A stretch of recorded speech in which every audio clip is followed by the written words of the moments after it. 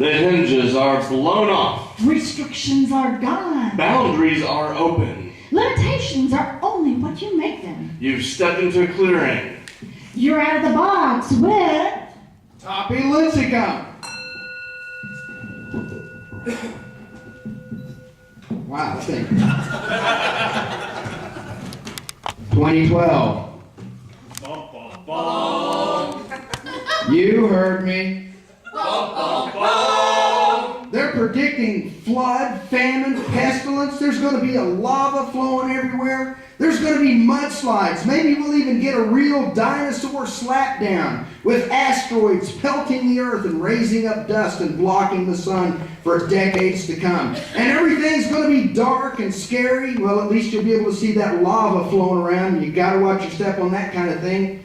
And it's going to be real spooky. I would imagine when we get that dinosaur slapdown and all those asteroids are pelting the earth, it's going to open up some kind of hole, showering us with all that space junk that the astronauts left behind. All those nuts and bolts and old satellites. You know, there's even a glove. There's a glove. It's floating around in outer space. I think it's like soaring at 17,000 miles an hour. How does that happen? What was an astronaut? Was he like doing a spacewalk and he thought his shoe needed to be tied, so he took off his glove and it just floated away?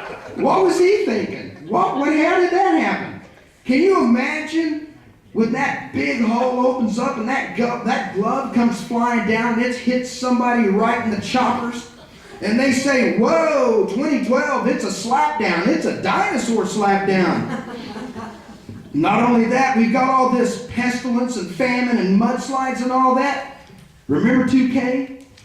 2K was kind of the Doberman of the apocalypse. Remember when the Doberman Pinschers was the tough dog? You didn't mess with a Doberman Pinscher, man. They were scary and they were bad. They drooled and they growled and ooh. But shortly after the Doberman fad just faded away, there came the pit bulls.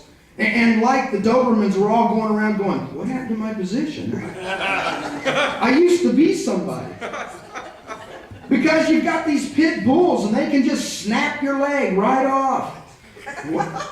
What's really interesting for me are the owners. They're always saying things like, oh, he's harmless. He'd never hurt anyone. Not my little pit bull. He wouldn't hurt a tick. Although he could just rip your face off and shake you around like a rag doll.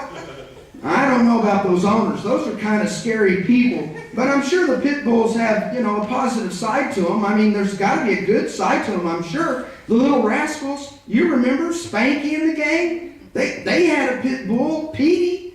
And, Petey, they drew that circle around his eye, and he was a pretty cool pit bull. But something tells me that when 2012 comes, if it comes, they, them, those folks, the people who say they know those things, when that happens, it's going to be the pit bull of the apocalypse, and it's not going to be very pretty. It'll be the end of television and the internet. It'll be the end of all the stuff that we really enjoy, like chocolate cookies and ice cream. That stuff is going to be over. And with all that debris and stuff and... Oh no! I can't find Google! Oh, what the crazy. 2K, that was just, you just had a bunch of computer geeks back and that went up. But 2012... Okay.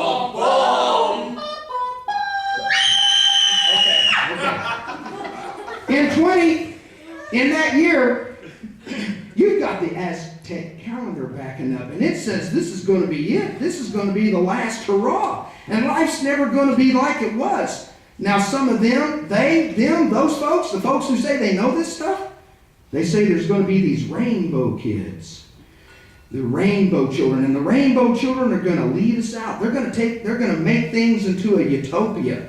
And I don't make fun of the rainbow children, just in case that's really true. I don't want the rainbow children coming to me saying, hey, we heard you went out of the box, and you made fun of us, you bully, and now we're going to get you. Yeah, it might be a utopia on a kid's level. It might be a happy life, except it might be a Rod Serling kind of happy life, where you get wished out into the cornfield if you're not good. And that's why I'm trying to be as good as I can. I don't want no rainbow kids wishing me out in the cornfield.